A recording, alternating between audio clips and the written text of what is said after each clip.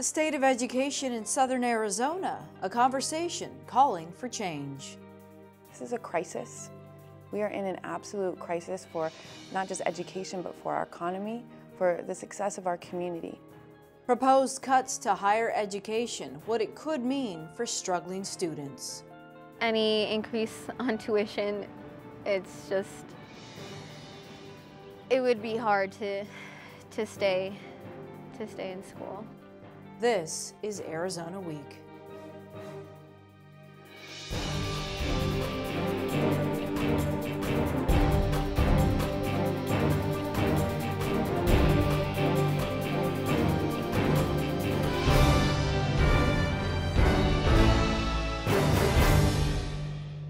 Hello, and thanks for joining us. We'll get to those proposed budget cuts in just a moment, but first, a time to talk about what many describe is an education crisis. Here's Amanda Cusick from the United Way of Tucson in southern Arizona. So Amanda, if you would tell us a little bit about the collective impact process, which is a big title, but how would you describe it to people who are at home watching this and wondering, what does this mean? Absolutely. It's really about bringing together multiple sectors of our community to solve a really complex, complicated social issue. And so for what we're up to now is using the collective impact model to improve educational outcomes for children, and not just at one grade level, but really looking at the whole spectrum from a child, the time the child is born, all the way until they are ready to enter their career. If you would describe what is the issue with education in this particular community? I mean, that's just the thing. There isn't just one issue. It's really complicated. First and foremost, we can't separate the effects of poverty from educational outcomes for children. And let's face it, our community is a low-income community. And with that come a lot of issues around family stressors, a high percentage of children in the foster care system, kids just not having the resources they need to come to school healthy, well-dressed, and ready to learn. And so when we look at improving educational outcomes, surely there will be things that we'll want to start doing during the school day, but most of it is making sure that kids have the supports they need outside of the classroom. Oftentimes, skeptics will look at this model and say, it's another meeting, Yep. It's another discussion. Yep. People coming in from around the country Sure. to analyze what's wrong in this community. So how do you encourage people to understand that this is a step, a baby step albeit, but a step in the right direction? Absolutely. And frankly, to the naysayers, I hear them. There's been a lot of efforts in our community, a lot of meetings, and then the follow-up just hasn't been there. But I say to them, that's no reason to give up. What else are we going to do? And when I look at this model and I see it working in other communities, I know that we can do it here. And why I feel that this is going to be successful is we've already got the right leadership in place who's supporting it and willing to sustain it and take action immediately following this big meeting that we're having. We have a roadmap, basically, of how to organize ourselves based on what's worked in other communities. And really, it isn't about having outsiders come in and tell us what we're doing wrong and that we're awful and all of those things. It's quite the opposite. We have a lot of amazing programs here. We have some really amazing schools. What we need to do is start being able to articulate, well, why are those things so amazing? Why are those small pockets of success happening? Look at it, open it up, and then figure out how do we scale that up and make sure every kid has access to all of those supports that make them successful.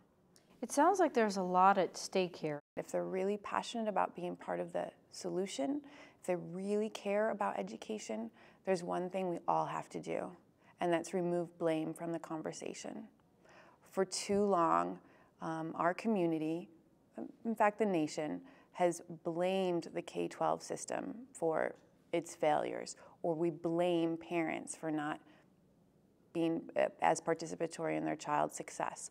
And we point all fingers at everybody else, and really, if things are going to change, the community has to be accountable for all of its children, not just one sector of the community. This is about the juvenile court system working in partnership with the public health system, with the foster care system, with K-12, with early childhood educators, with higher ed, with philanthropists, with the faith-based community. All of us taking away blame, and also not ever having to take credit for an individual agency's efforts. While they may be great, when we focus solely on the credit, that actually excludes others from being a part of a solution and scaling up the work. And so if we can remove blame and also remove credit to a certain extent, I think we'll get a lot farther in the process. If you'd like to attend the Community Interactive next week, log on to our website, azpm.org, for more information. Moving on now to the governor's proposal to cut state funding to higher education, an estimated $75 million from Arizona's 3 universities. The Arizona Board of Regents met this week in Tucson. Here's Vice Chair Jay Hilar. $75 million is only the governor's proposal. There's an entire legislative budget process that has to unfold, and that number could move in either direction. And so there's a long way to go here. This is a long way from over, and no one knows exactly where it's going to end up at the end of the process. How would you describe the situation thus far, at least the discussion, the conversations you're having? Well, the situation is dire. The state is in difficult fiscal circumstances. All of its policy leadership is left to deal with those circumstances, and it puts a very high demand on creativity, vision, wisdom. I don't think that there is a great deal of wisdom in cutting deeply into Arizona's higher education structure. It's already been cut substantially the last time the state went through this several years ago. And so I think they have to tread very carefully in how they go about doing that this time. As I pointed out yesterday, Arizona's universities are not government programs. They're complex institutions that deliver very concrete benefits in a highly competitive environment. And that environment does not stop for Arizona's particular set of circumstances and difficulties. And so what our policymakers need to understand is the impact of the decisions they make on the ability of these universities to compete and to continue to fulfill their constitutional mission and their state-focused value proposition for the people of Arizona. How do the numbers actually play out? We heard from students today who are concerned that these cuts will trickle down to their pocketbooks. Well, ultimately, of course, such cuts do trickle down, if you want to use that term. I think the people that the legislature most need to hear from are the moms and dads who have to raise a family in Arizona. I've spent a lot of my time in government service in my life and in trying to lead the development of public policy for our state. And my touchstone throughout all that time was to make Arizona one of the best places anywhere to raise a family. I think that's a really good frame to keep things in. Raising a family in Arizona requires access to a high-quality, affordable state university system. I have 5 kids of my own. They are all so far accessing that state university system. I understand the perspectives deeply of the families of our state. I came to Arizona myself as a student to attend one of the state universities in 1978. And so I feel deeply the importance of these institutions to this state's future. I feel deeply the importance of an affordable, high-quality university system to raising a family in our state, which is something that should be valued very highly by our legislators and our governor. And I know it is valued, but I'm not sure that they quite understand the nature of their decisions at this stage, at this juncture, on the ability of these institutions to compete. And if they can't compete, they can't deliver for the public. Earlier we heard President Klein describe the relationship with the legislature as tenuous. Would you agree with that? I don't think that I would reach for that word. I think the context we're in currently is obviously coloring everything, which is the state is devoid of money to sustain existing budgets. And so in times of such scarcity, everything becomes tenuous. And so everybody is searching for words to describe how they feel about the present difficulties. At the end of the day, how anybody feels doesn't really matter. What matters is the ability to raise families in Arizona and the ability of a mother and father to plan for the future of their children. and to bring that future into clear view for them so that they understand what it's going to require, and that everyone can have a vision for working out their future here. And so that's really how that's the context in which I think about these issues. And so the legislature is in a difficult spot, and there really isn't much to be gained by sitting around casting aspersions at them.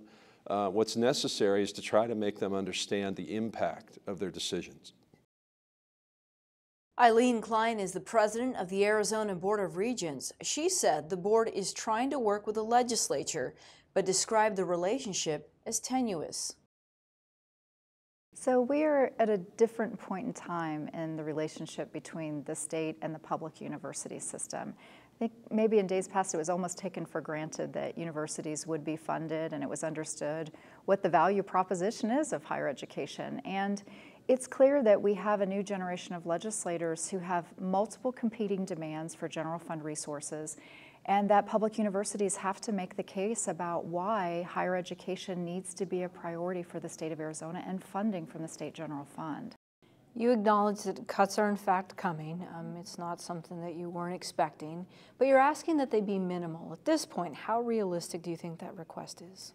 So our request of the reductions that we believe are imminent, that they be kept proportionate, that universities not be cut disproportionately with respect to other parts of the state government budget.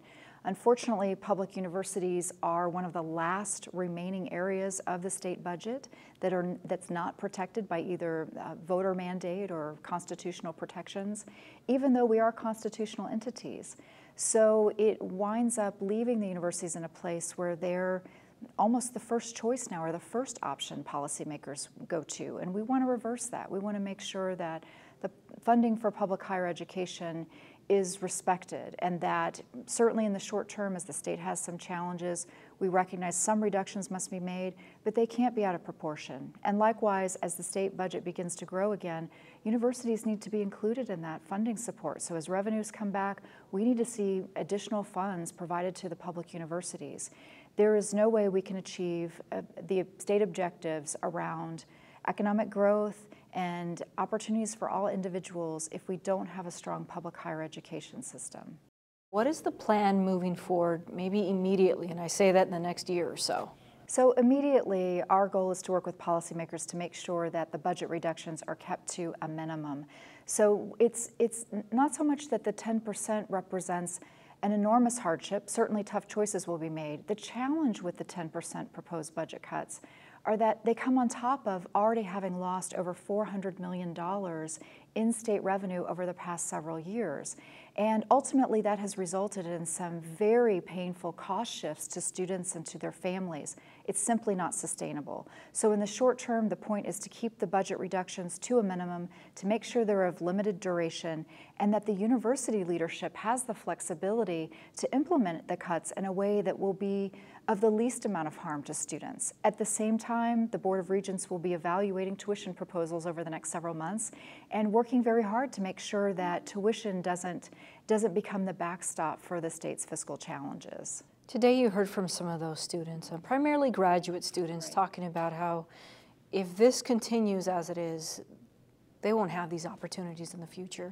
So it's certainly an enormous concern about what the budget cuts will be on students. And I think sometimes when people think they're cutting universities, that sounds very vague. They aren't sure. They think they're cutting an institution. The reality is that our universities are made up of our faculty and our students. And today we heard some very impassioned pleas from students to make sure that the budget reductions didn't impact their opportunities to have work study, to make sure that the impacts didn't keep them from getting the classes they need to graduate, and to make sure that the cuts don't result in tuition increases. We had students who explained that it may just be 10% more or just the latest cut, but ultimately that cut may be the one that keeps them from continuing. That's the last thing that we want to see. So I was pleased that students were invigorated and committed, and we need them to serve as a foundation of a call to action for our state to start rallying around public higher education. How do you ensure to those students that, yes, we heard you, and we are doing something about it? So we have increased, actually, our student engagement overall with the Board of Regents, and throughout the spring, we are making sure that our student government leaders have time before the Board of Regents to really talk about the quality of life of students. We have dedicated hearings around tuition, and then ultimately we're going to arrange some other opportunities to sit down and hear from the students. Importantly, as the universities go through the exercise of determining how reductions will be made, they will be reaching out to all campus community stakeholders, including our students, so that their voices can be heard in this process. The University of Arizona may take up to a $21 million cut from the state. Senior Vice President for Academic Affairs and Provost Andrew Comrie says regardless, the university's mission will continue. We're concerned that these cuts are not going to do what we'd like, which of course is invest more in higher ed. That said, we understand that the state and the governor have a big challenge, and we're prepared to do our part. We'd like to do only our part and not more than that, of course. And then what we're going to do is do things that we've done in past budget cuts, but the spirit behind that is to invest really in the things that we are best at, in our core activities. You know, we have a couple of really basic jobs. One is we're going to turn out the best students we possibly can. We have to teach and educate. And then we have to create knowledge. We have to discover stuff. That's our mission, is to produce knowledge that will really sort of drive society forward. So every financial decision, frankly, whether it's a cut or it's an investment, is always made in that light, and we'll do the same here. So the students who are here today, they may be listening to your comments and say, how do you keep on with the mission while making such significant cuts? Who ends up picking up the tab, if you will? So I have good news for those students, and many of them know this, because as you know, last year we put in place the tuition guarantee, which we're very proud of, and we do intend to continue with. In fact, at this meeting of the Board of Regents, we announced that we're actually going to try to put in a guarantee for the mandatory fees as well, so that if you come in as a student, our current students, as applies to, for example, the freshman class this year, they come in, they are not paying, no matter what happens with the budget, they are not paying a cent more in tuition for the entire duration of their 4 years here. They stick with the same price the whole time. That's our guarantee to them. And we're very proud of that, because at times like this, that's when you might worry. And you don't want to attend a university where perhaps you get surprises year over year and you're on a tight budget. That can make a difference for families. So we're particularly happy that we can offer the guarantee to students. And that will continue next year and the year after and so forth. There are families, though, who are preparing to send their children to college in the coming years and may be wondering, what will those figures look like when I'm ready to send my child off? So what are you telling those people? So, you know, there's a lot of concern about cuts right now, and people like to look at the numbers and sort of make a direct correlation to tuition. The fortunate thing is that tuition is not completely and directly correlated to overall cuts to the budget. We're going to look at everything we do on the administrative side, on the academic side, everything in the university, and make sure that we are saving as much money as we possibly can there. You know, this morning at the Board of Regents meeting, we outlined how we're able to save almost $5 million in IT costs by moving some of what we do out to the cloud. We've saved millions more in physical infrastructure by doing some smart things with our facilities, and so forth. So we'll try to do more of those kinds of things to reduce the impact on the university budget, and therefore to preserve our core activities, which is, you know, educating and discovering. Do you foresee layoffs in the future? It all depends on the nature of the cuts, and at this point it's really too early to tell. The current budget talk is really the governor's proposal. It still has to make its way through the legislature before we get a final decision on what our cuts look like. We, of course, hope that those are going to be held to a bare minimum, because we think that an investment in higher ed, of course, is the way to really make the state prosper in the future. So even in the face of budget cuts, there is room for growth. Last year and this year again, the Board of Regents offers up suggested policies that might ultimately turn into bills. Some of those are about investing in more faculty or in research facilities that can help us, you know, a place to put faculty who will attract more support to the state of Arizona. And we would love, as soon as there is a moment in the budget to do that, to make those investments, because of course that sort of investment will grow the university even stronger, even quicker. For many, cuts to higher education means across-the-board increases to tuition and fees for students. Here's Arizona Public Media's Sandra Westall. It's upsetting. It's not something anybody wants to hear, but it's not necessarily surprising either. It's been kind of this trend the past couple of years that it's been just getting further and further cut. Usually it's followed by, oh, we don't have enough money, so we're going to raise your tuition so you can cover it. I'm here trying to get a higher education and being able to contribute to the world, and they're making it more difficult. More than likely, the cutting will come out of the students' pockets, so now we'll have to pay more for tuition. I can hardly afford it now. Arizona is one of the worst states in the entire country for education. If you have to cut, it's a terrible place to cut from. The idea of it going up even more sounds just horrific, because students are going to be in more debt than they used to be. In the last several years, Arizona's 3 universities have taken a $400 million cut in state funding. Isaac Ortega represents the U of A student body.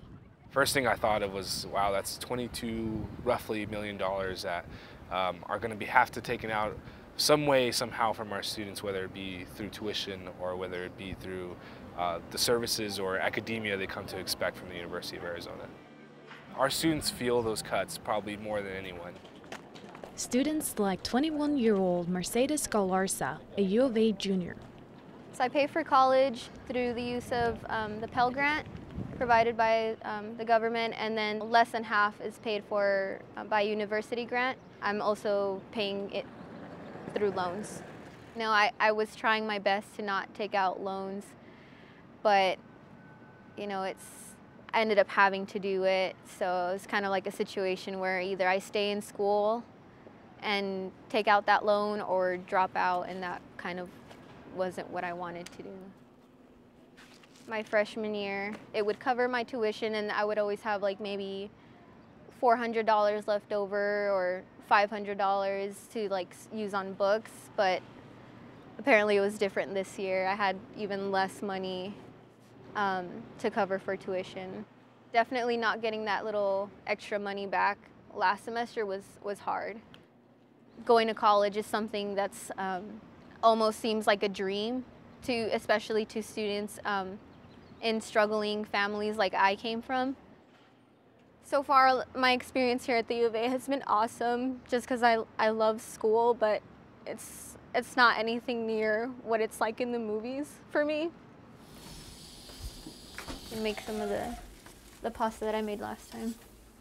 Right now, I am, you know, the caretaker of my family.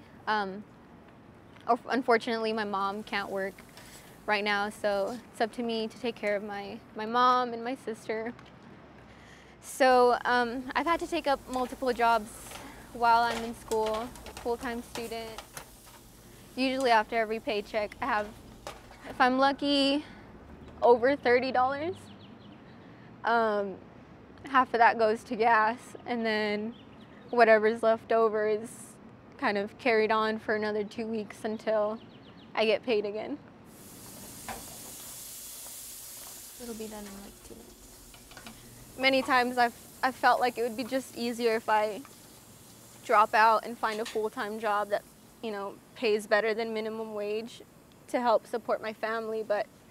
And then I think like I want to be that person that my sister looks up to and my nephews and my nieces look up to. Should I put it there? No. Well, I'm gonna trade these two. I kind of just came here and figured things out on my own, so I kind of want to be that person for them, help guide them. I'm also a mentor for middle school kids at Challenger, so how can I stand to them and say, yeah, go to college, you know, continue your education if I don't do that myself. If it's really that important for students to go to college, then why is it so unobtainable for some students? Why not invest money in education? Because as they say, you know, the students are the future. It's kind of, you know, upsetting because, you know, people like me, we want our education, we want to learn, we're here to learn. Remember I made the students that if they continue with the budget cuts and increasing tuition, it's gonna be almost impossible only for, you know, the students who, you know, have the money to pay for it. It'll just be a dream for those who can't. It'll just be something unreachable for them.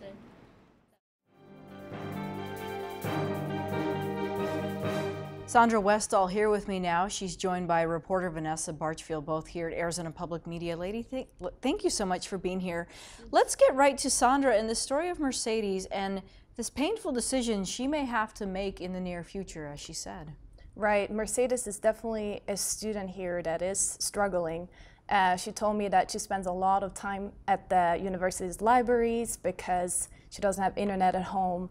She currently doesn't have a cell phone because it kind of came down to her being able to pay the bills or having a cell phone herself. So, you know, any kind of cut to her, any of her grants or tuition increase is definitely something that will make a big impact in her life, since she's really living off of less than $30 every other week. Wow, and first generation to go to college. And then Vanessa, you spoke with students yesterday in the graduate program who are watching this very closely because they have a lot at stake as well. Yeah, of course. So a large group of graduate students actually came to the Board of Regents meeting yesterday and spoke during the public comment section. It was supposed to go 15 minutes. It ended up going 30 because so many were there to express their frustration for they're asking for living wages. They're frustrated about the next round of potential cuts that are happening to university funding, and they feel like they're not involved in the budgeting process. Okay. And Sandra, some people may have watched Mercedes' story and wonder what's next for her. She's a junior, she's studying Italian, but she wants to continue her studies after graduation. Right, yeah, as you heard in this story, she really, really loves school, and she said that education is something that she owns. It's hers. No one can take away that she's learning here in college.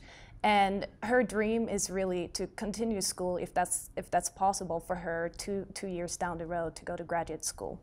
Interesting thing that she mentioned in the piece was she's also a mentor to students on the south side of Tucson, and she tells them that how can I encourage you to go to college and drop out myself? So she's got a lot at stake here.